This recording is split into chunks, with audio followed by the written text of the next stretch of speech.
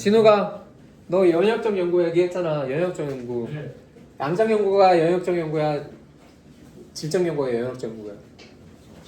양적이. 그래, 양적.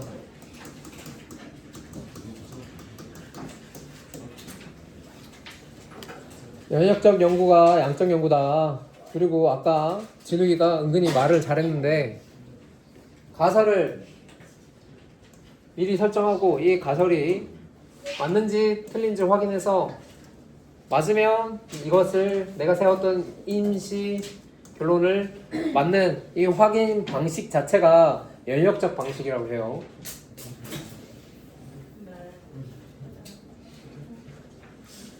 왜 펜이 난무해? 어디 뭐 펜을 왜 던져? 싸우지 마 얘들아. 중학생도 아니고 왜 이래 이거.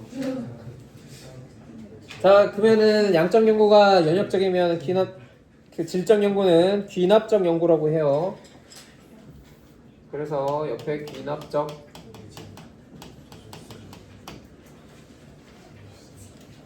그 선지에 간혹 가다가 한 번씩 나오니까 그러니까 한 번씩 그냥 알려주는 거고 뭐가 귀납적이냐라고 하면 또 개별 사실들을 확인을 해서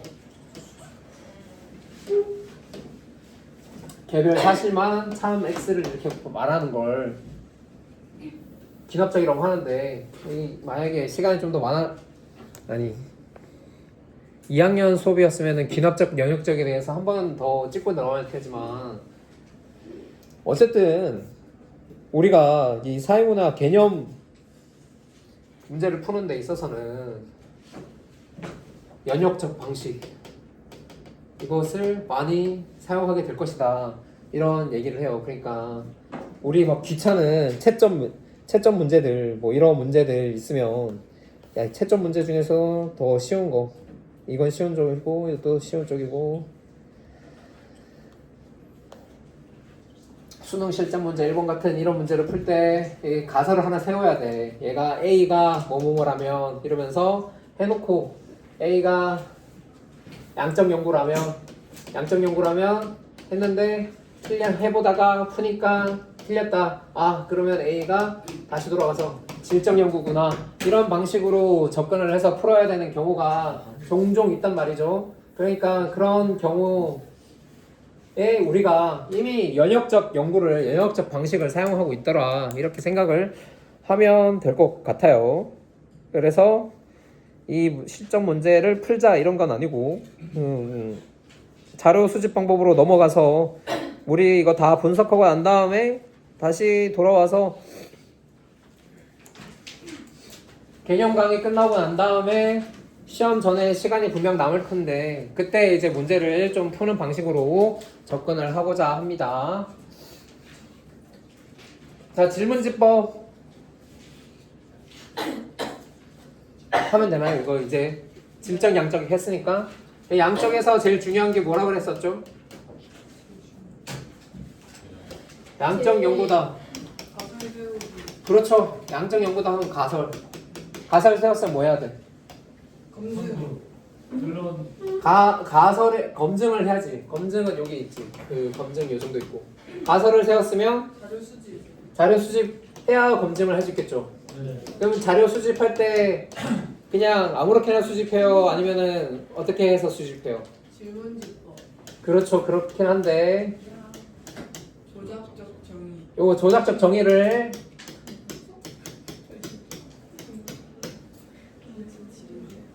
하고 난 다음에 수치화된 자료를 수집한다 이렇게 얘기를 했었잖아요. 아니에요?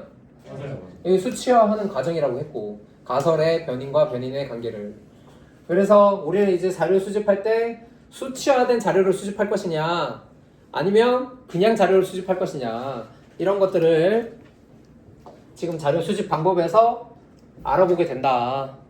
알겠죠? 질문지법은 수치화하기 좋아요 나빠요? 미리 질문지를 제작하고 난 다음에 이 미리 제작된 질문지에 따라서 응답한 거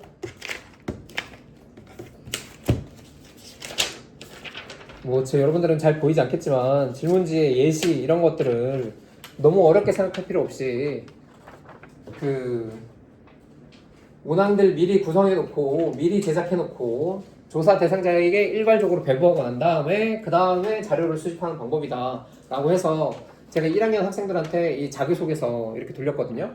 이 돌린 거 미리 사전 제작되어 있죠. 그리고 난 다음에 여기 항목들이 다 내가 원하는 항목대로 미리 다 제작되어 있잖아. 그러면은 조사 대상자들은 여기에 응답하는 거 말고 더 할 수 있는 게 있어요? 체크하는 거 말고 더 할 수 있는 게 없죠. 그래서 굉장히 구조와 표준화된 자료 수집 방법이다 이렇게 얘기를 해요. 그러면 선생님은 이 자료를 수집하고 난 다음에 누가 몇 번에 많이 체크했는지 숫자로 세려서 체크하기 쉽겠죠. 여기 통합사회 수업에서 한번 해보고 싶은 건 한 개 고르라고 하니까 토론 퀴즈, 영상 기사 분석, 프로젝트, 글쓰기, 발표 이렇게 있었는데 학생들이 대부분 다 퀴즈를 고르더라고요. 다른 거 뭐 토론 이런 거 하고 싶어하는 학생들 별로 없고 퀴즈가 제일 이 중에서는 쉽고 재밌을 것 같다 이런 식으로 얘기를 하던데 어쨌든 대부분의 학생들이 여기에 체크했으면 몇 명이나 체크했는지 숫자로 세려서 80% 정도가 거기에다 대답을 했다 이렇게 얘기를 할 수 있는 거니까 양적 자료를 수집하여 통계를 분석할 목적으로 한다. 그래서 질문지법은 양적 연구에 가장 어울리는 자료 수집 방법이다 이렇게 얘기를 할 수가 있겠습니다. 그리고 여러분들 살면서 질문지 응답해 본 적이 몇 번씩 있지 않을까요? 네. 그럼 여기서 그래서 중요한 건 질문지 자체를 이해하는 것보다 요 표본의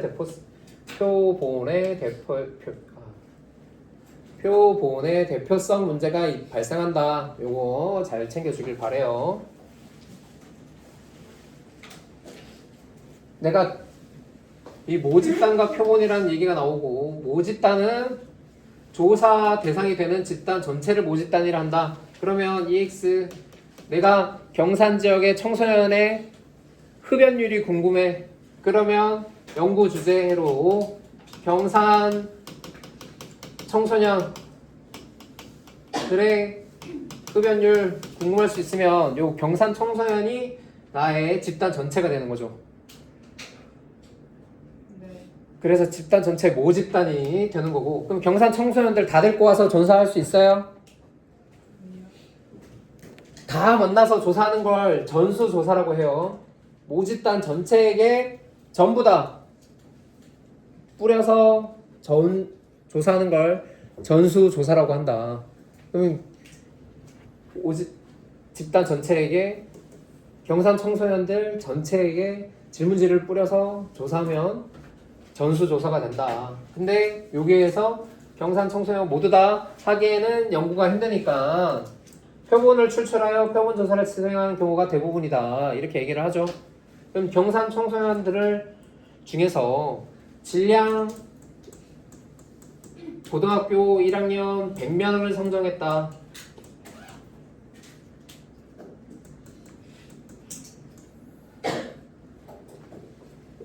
질량고 1학년 100명만 선정해서 연구할 수 있겠죠.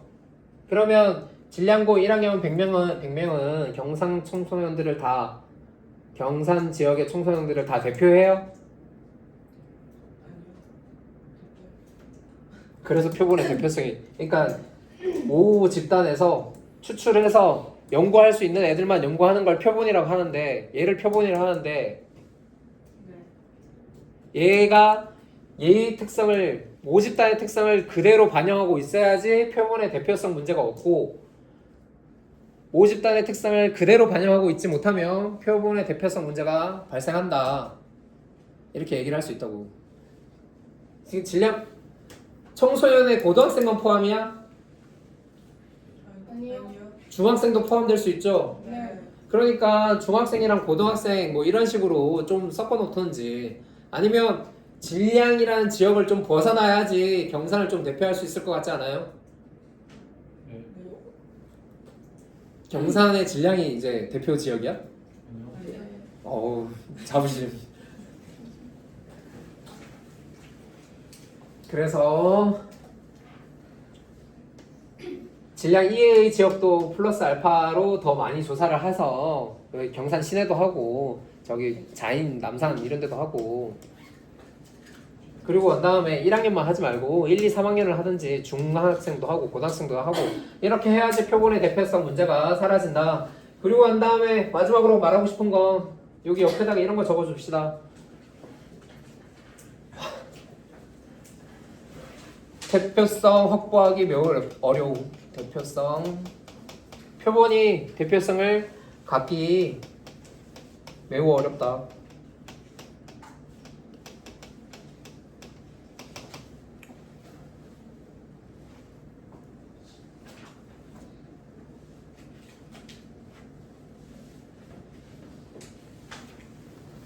대표성을 확보해야 되는데 결국 이걸 해서는 소수의 집단을 해서 전체 집단으로 일반화를 시키려고 표본을 선정해서 아 경산 지역은 대체적으로 이렇구나 이렇게 얘기를 하고 싶은데 표본 대표성 확보하기 굉장히 어렵고 확보되지 않을 경우에는 이 조사 결과를 일반화하기 어렵다는 문제가 있어요. 그리고 우리가 뭐 문제로 만나게 되는 경우들 대부분은 표본의 대표성을 확보하지 못한 채가 되게 많다. 그래서 모집단 표본 제대로 확인하는 게 중요하다. 이렇게 얘기를 할 수 있겠습니다. 이해되죠? 네.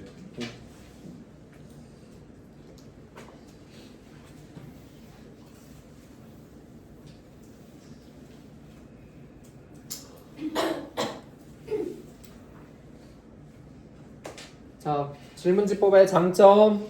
질문지법 장점 뭐가 있어요, 그래도?